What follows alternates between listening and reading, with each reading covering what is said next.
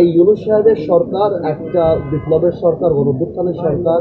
সংস্কারের কথা বলে আসলে এই এত বছর নির্বাচন হয় নাই, মানুষ তাকিয়ে আছে এবং জনপ্রতিনিধিত্বের একটা ব্যাপার আছে। আমি এটা বিশ্বাস করতে চাই যে নির্বাচন ডিসেম্বর মাসেই হবে। দেখুন, আমি মনে করি আমরা আগেও যে বলে আসছি, এখনো যে বলে আসছি, এই ইউনূস সাহেবের সরকার একটা বিপ্লবের সরকার, গণঅভ্যুত্থানের সরকার। এটা জনগণের ভোট দ্বারা নির্বাচিত সরকার না, তবে জনগণের সরকার।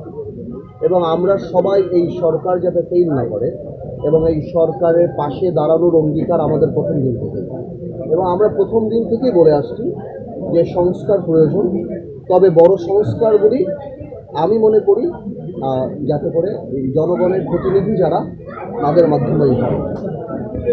আমরা শুনছি যে ডিসেম্বরে হবে কিংবা ডিসেম্বর থেকে জুনের মধ্যে হবেন, যদি বড় বড় রাজনৈতিক দলদের সাথে একমত হয়।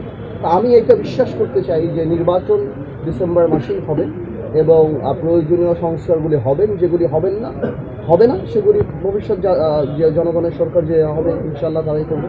আপনারা জানেন যেটা আমরা অনেক আগে থেকেই বাংলাদেশ জাতীয় পার্টি বিজেপি এখন যে কোনো সময়ের চেয়ে আগের চেয়ে অনেক বেশি শক্তিশালী এবং রেলিভেন্ট এবং প্রাসঙ্গিক রাজনীতিতে।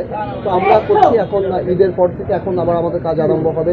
ঢাকাতে আসনগুলি বা অন্যান্য যে আসন, আমরা হয়তো জুন মাস থেকে আসন ভিত্তিক আলাপ আলোচনায় যাব বা ক্যান্ডিডেট নিয়ে আমরা বেশি নির্বাচন হবে। কোনো সংস্কারগুলি কি নির্বাচনের ইনফ্রাস্ট্রাকচারকে কোনোভাবে এফেক্ট করে কিনা, দ্বিপাক্ষিকের কোনো আলোচনা আসলে এই ব্যাপারগুলি এখনও আমাদের কাছে পরিষ্কার না যে এই সরকার কোন সংস্কারগুলি করবে। কিন্তু তার সেই সংস্কারের উপর অনেক সেই নির্ভর করে যে আগামীতে কীরকম নির্বাচন হবে, ক্যান্ডিডেট কারা হতে পারবে বা কী আলাপ হতে পারে বা কী ধরনের নির্বাচন ঐক্য হতে পারে। আমার মনে হয় আরেকটু সময় লাগবে। কথা বলে আমি দ্রুত না, আমি সেই ব্যাপারে কথা বলবো। আমি বলবো এতটুকু যে সংস্কার যেগুলি করার সেগুলি করা উচিত এবং যেগুলি বড় সংস্কার এগুলি ন্যাশনাল কনসেনসাস নিয়ে জাতিগতভাবে ঐক্যমতের ভিত্তিতে একটা চার্টার করে দরকার পড়লে বলে দিয়ে যে আমরা সবাই এই সংস্কারগুলি জনগণের প্রতিনিধি যে সরকার হবে তারা করবে। Because at the end of the day আমাদের কমিটমেন্ট তো মানুষের উপর, আমাদের কমিটমেন্ট ভোটারদের উপর, জনগণের উপর। তা আমরা যদি সেটা না রাখি, সেই কমিটমেন্ট না রাখি, তাহলে জনগণের কাছে আমাদের জবাবদিহিত করতে হবে।